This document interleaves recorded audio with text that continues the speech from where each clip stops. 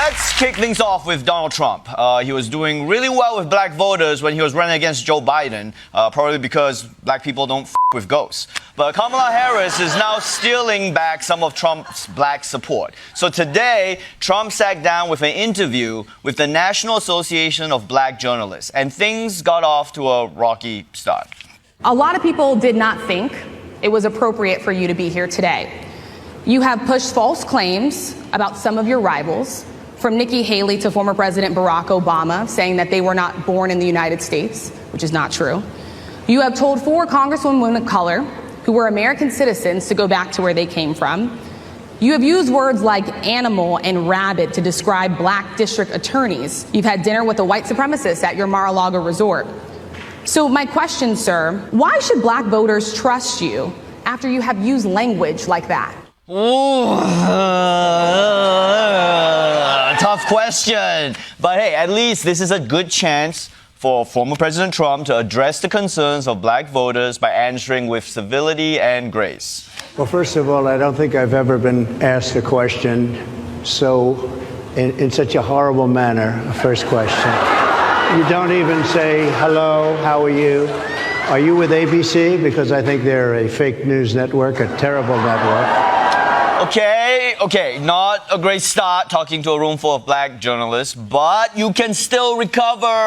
I think it's a very rude introduction. I don't know exactly why you would do something like that. You invited me under false pretense, and then you were half an hour late, just so we understand. I have too much respect for you to be late. I think it's a very nasty question. I have answered the question. I have been the best president for the black population since Abraham Lincoln. That's my answer. Better than President Johnson, who signed the Voting Rights Act? And for you to start off a question and answer period, especially when you're 35 minutes late because you couldn't get your equipment to work, in such a hostile manner, I think it's a disgrace. Wow. Trump was like, listen up, black people. You're always late. Your microphones are ghetto, and I'm Abraham Lincoln. I mean, I think he just won the black vote. For most politicians or anyone else on earth, that would have been a low point of the interview. But because it's Donald Trump, it somehow got worse. Do you believe that Vice President Kamala Harris is only on the ticket because she is a black woman? Well, I can say no. I think it's maybe a little bit different. So I've known her a long time indirectly, not directly very much.